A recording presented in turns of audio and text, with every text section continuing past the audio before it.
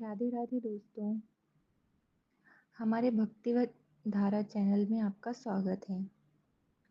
आइए जानते हैं इस कृष्ण जन्माष्टमी के शुभ अवसर पर राधा रानी और श्री कृष्ण की 5 अमर प्रेम कथाओं के बारे में। पहला, अन्य पौराणिक कथाओं के अनुसार राधा श्री कृष्ण के 5 वर्ष बड़ी थी। राधा ने श्री कृष्ण को पहली बार जब देखा था, जब उनकी माँ यशोदा ने उन्हें ओखल से बांध दिया था। उन्हें देखकर राधा बेसुध सी हो गई थी और उनके प्रेम में पड़ गई थी। उन्हें लगा था कि यह किसी पूर्व जन्म का रिश्ता है। कुछ लोग कहते हैं कि वह पहली बार गोकुल अपने पिता ब्रस भानु जी के साथ आई थी, तब श्री कृष्ण को पहली बार देखा था। और कुछ विद्वानों के अनुसार संकेत तीर्थ पर पहली बार दोनों की मुलाकात हुई थी। जो भी हो, लेकिन जब राधा ने कृष्ण को देखा तो वह उनके प्रेम में पागल जैसी हो गई थी और कृष्ण भी उन्हें देखकर बावरे हो गए थे। दोनों में प्रेम हो गया था।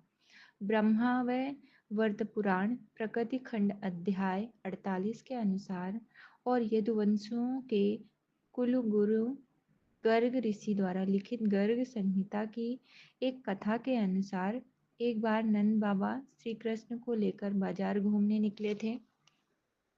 उसी दौरान राधा और उनके पिता भी वहां पहुंचे थे। दोनों का वहां पहली बार मिलन हुआ। उस दौरान दोनों की ही उम्र बहुत छोटी थी। उस स्थान को संकेतिक तीर्थ स्थान कहते हैं। संकेत का शब्दार्थ है पूर्व निर्दिष्ट मिलने का स्थान। मान्यता है कि पिछले जन्म में ही दोनों ने यह तय कर लिया था कि हमें इस स्थान पर मिलना है। कहते हैं कि यहीं पर गर्ग संहिता के अनुसार एक जंगल में स्वयं ब्रह्मा ने राधा और कृष्ण का गंधर्व विवाह करवाया था।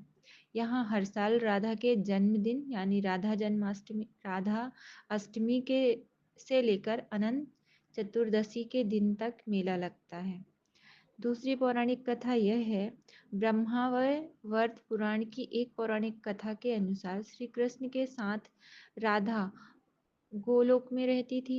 एक बार उनकी अनुपस्थिति में श्री कृष्ण अपनी दूसरी पत्नी विरजा के साथ घूम रहे थे। तभी राधा आ गई। वे विरजा पर नाराज होकर वहां से चली गई। श्री कृष्ण के सेवक और मित्र श्री दामा को राधा का यह व्यवहार ठीक नहीं लगा और वे राधा को भला बुरा कहने लगे। राधा ने क्रोधित होकर श्री दामा को अगले जन्म में शंखचूड़ नामक राक्षस बनने का श्राप दे दिया। इस पर श्री रामा ने भी उनको पृथ्वीलोक पर मनुष्य रूप में जन्म लेकर 100 वर्ष तक श्री कृष्ण विछोह का श्राप दे दिया। राधा को जब श्राप मिला था, तब श्री कृष्ण ने उनसे कहा था कि तुम्हारा मनुष्य रूप में जन्म तो होगा, लेकिन तुम सदैव मेरे पास रहोगी। यही कारण था कि राधा और श्री कृष्ण का बचपन में विछोह हो गया था। तीसरी पौराणिक कथा, राधा श्री कृष्ण की मुरली सुनकर बावरी होकर नाचने लगती थी और वह उनसे मिलने के लिए बाहर निकल जाती थी। जब गांव में कृष्ण और राधा के प्रेम की चर्चा चल पड़ी, तो राधा के समाज के लोगों ने उनका घर से बाहर निकलना बंद करवा दिया। फिर एक दिन श्री कृष्ण ने माता यशोदा से कहा कि माता, मैं राधा से विवाह करना चाहता हूँ। यह सुनकर यशोदा मैया ने कहा कि राधा तुम्हारे लिए ठीक लड़की नहीं है। पहला तो यह है कि वह तुमसे 5 साल बड़ी है। दूसरा यह है कि उसकी मंगनी पहले से ही किसी और से हो चुकी है और वह कंस की सेना में है, जो अभी युद्ध लड़ने गया है। जब आएगा तो राधा का उससे विवाह हो जाएगा, इसलिए उससे तुम्हारा विवाह नहीं हो सकता है। लेकिन कृष्ण की जिद करने पर तब यशोदा ने नंद से कहा। कृष्ण ने नंद की बात भी नहीं मानी। गर्ग ऋषि ने कृष्ण को समझाया कि तुम्हारा जन्म किसी खास लक्ष्य के लिए हुआ है। इसकी भविष्यवाणी हो चुकी है कि तुम तारणहार हो। इस संसार में तुम धर्म की स्थापना करोगे। तुम्हें इस ग्वालन से विवाह नहीं करना चाहिए।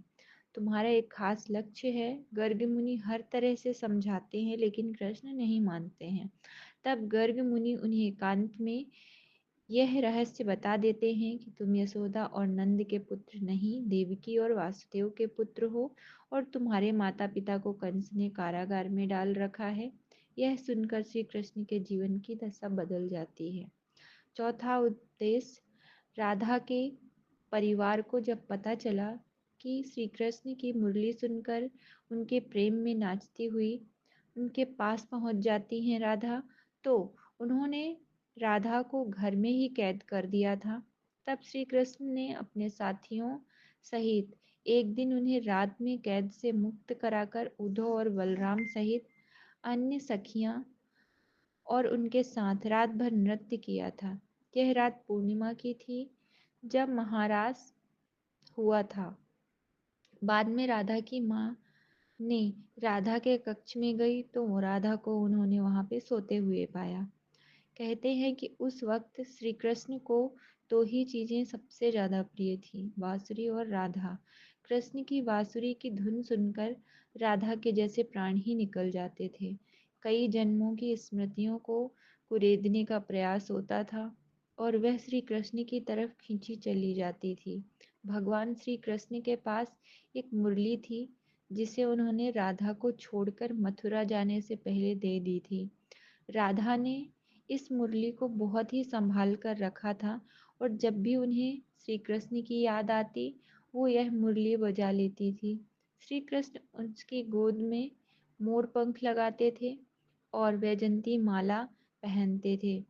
श्री कृष्ण को मोर पंख तब मिला था जब ये राधा से उपवन में उनके साथ नृत्य कर रहे मोर का पंख नीचे गिर गया था, तो उन्होंने उसे उठाकर अपने सर पर धारण कर लिया। पांचवा उपदेश। जब कृष्ण वृंदावन छोड़कर मथुरा चले गए, तब राधा के लिए उन्हें देखना और उनसे मिलना और दुर्लभ हो गया।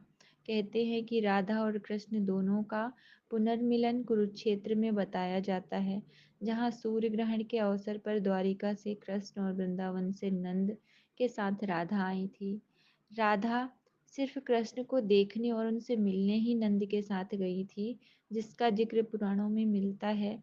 इसके बाद राधा और श्री कृष्ण की अंतिम मुलाकात द्वारिका में हुई थी।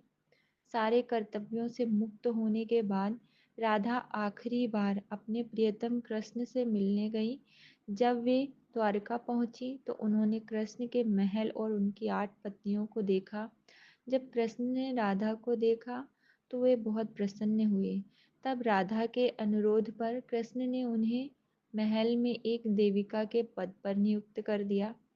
कहते हैं कि वहीं पर राधा महल से जुड़े कार्य देखती थी और मौका मिलते ही वे श्री कृष्ण के दर्शन कर लेती थी। एक दिन उदास होकर राधा ने महल से दूर जाना तय किया। कहते हैं कि राधा एक जंगल के गांव में रहने लगी। धीरे धीरे समय बीता और राधा बिल्कुल अकेली और कमजोर हो गई। उस वक्त उन्हें भगवान श्री कृष्ण की याद सताने लगी। आखिरी समय में भगवान श्री कृष्ण उनके सामने आ गए। भगवान श्री कृष्ण ने राधा से कहा कि वे उनसे कुछ मांग लें, लेकिन राधा ने मना कर दिया। कृष्ण के दोबारा अनुरोध करने पर राधा ने कहा कि वे आखिरी बार उन्हें बांसुरी बजाते देखना और सुनना चाहती हैं। श्री कृष्ण ने बांसुरी ली और बेहद सुरीली धुन में बजाने लगे। श्री कृष्ण ने दिन रात बांसुरी बजाई। बांसुरी की धुन सुनते सुनते एक दिन राधा ने अपने शरीर को त्याग दिया। ये 5 उपदेश हैं जो